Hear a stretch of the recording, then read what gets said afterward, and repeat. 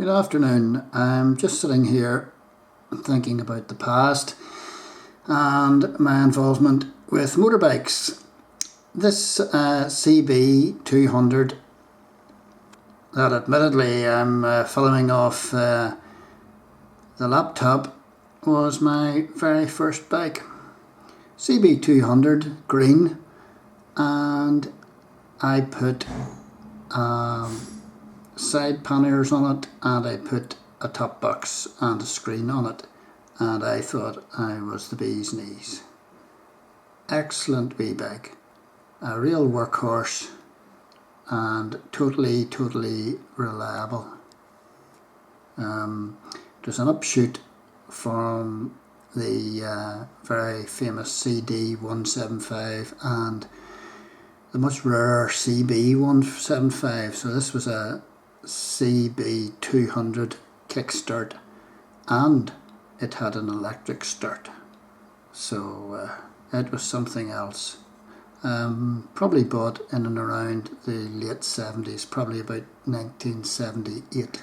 I followed up the CB200 some years later with this bike here, CB404, 4 pipes into one, and again I put panniers, side panniers onto her, I put top box on her, and I put a screen up the front, and did a lot of travelling on this bike. I took this bike down through Ireland with a group of head cases, and we took the boat to Le Havre, Rossler, or Le Havre, and we ended up going down to the south of France, and we ended up at Saint-Tropez, and we stayed 2 or 3 weeks down there and had many interesting experiences on the way. The CB404 never missed a beat. Could travel something in the region of could sit all day at about 80. Top speed probably about 100, 105. Going down France, I had a gas cylinder on the tank, I had pillion passenger, I had a whole lot of people's clothes in the different panniers, and she was well weighed down, but she was very good. Thoroughly recommend this bike to anybody if you can get hold of one.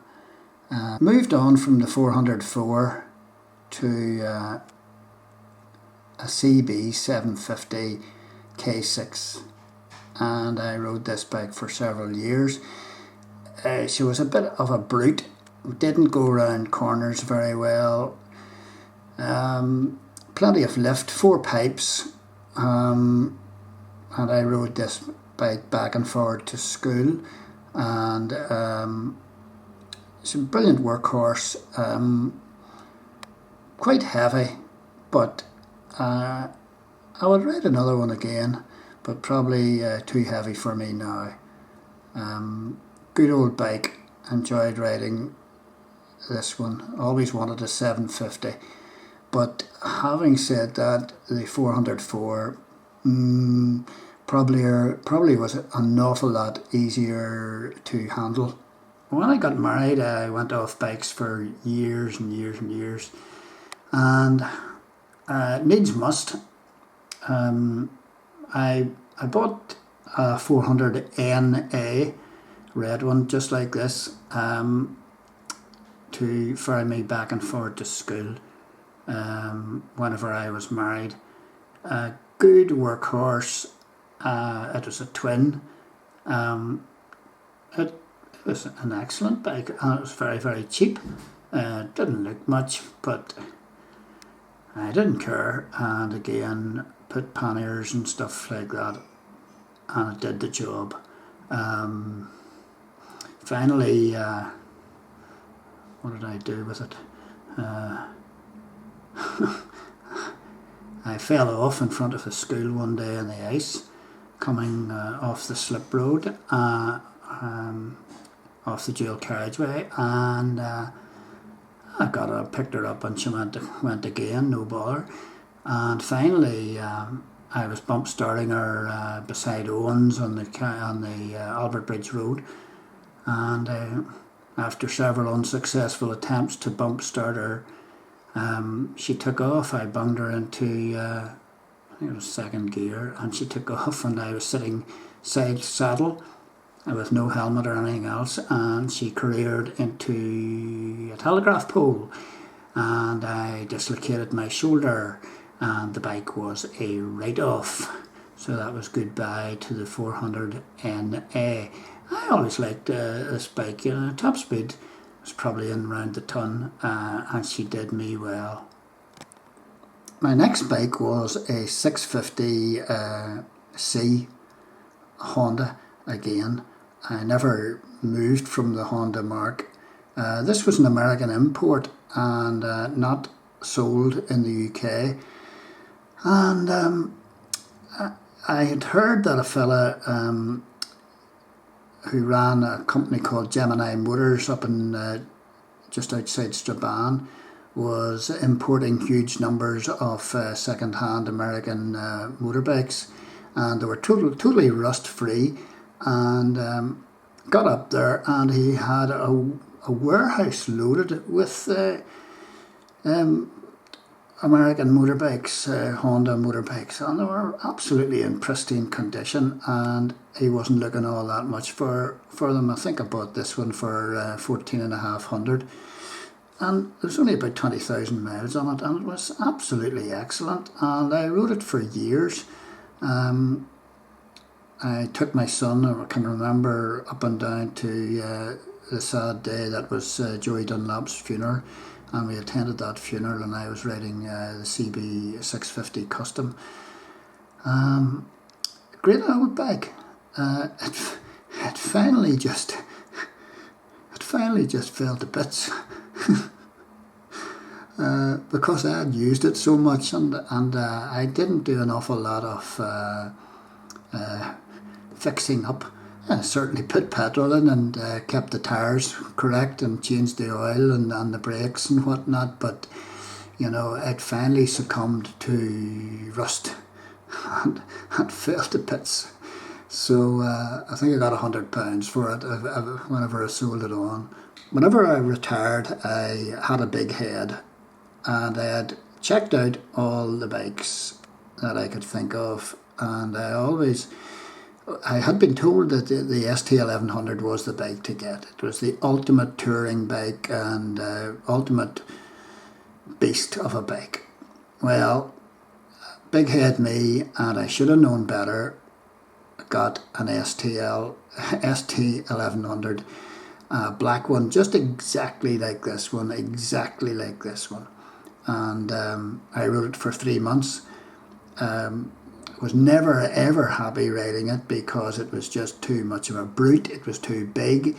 It was your feet were barely touching the ground, and it was far too heavy. On the open road, you could wind her back to 120, which I did once, and never again, because within 3 months I was going over the back roads to Calinchi, and a corner suddenly came out. I was only doing 50 miles an hour, but the bike, I just couldn't handle it, and veered over to the other side of the road, and unfortunately a car was coming round, and there weren't any cars on this road.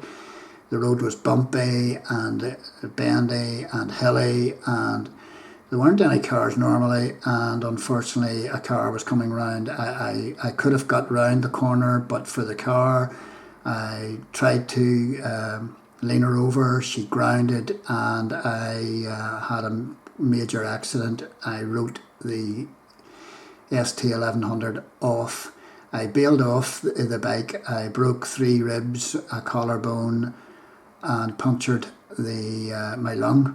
I was in hospital for 4 or 5 days, and the bike travelled on into the front of the car, destroying the car's engine. So the car was written off as well. So that was my experience of an ST1100.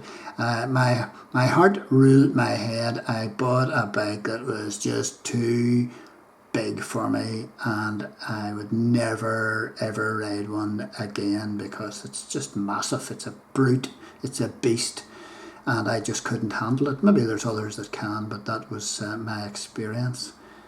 Now, for years and years, I didn't have a bike, but finally succumbed to buying a final bike, and I don't think I'll be buying another one. If I'm ever to buy a bike again, I would actually buy another one of these. But my present 450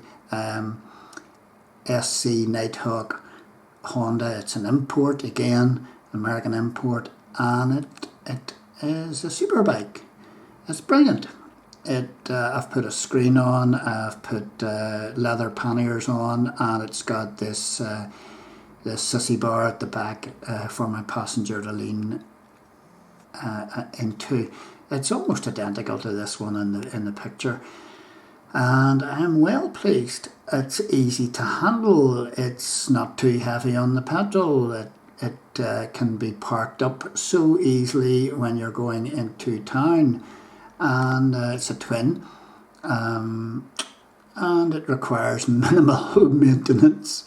I don't clean it too often, but it does the job. It's a good workhorse, and I bought it for the princely sum of £550. I put a chain guard onto it, which I had to import from America, and as I say, I've got my screen, and I've got my leather, well, they're actually plastic panniers, 50 quid, big deal. and this is a super workhorse. Gets me from A to B, and leaves the wife with the car and leaves the son with the car, and I can tootle about on this machine. I will not, it'll probably do close to a ton, but I don't think I've even had it up to 70. And it sails through the MOT all the time, so happy days. I don't want to be riding at any other speed, more than about 70 miles per hour.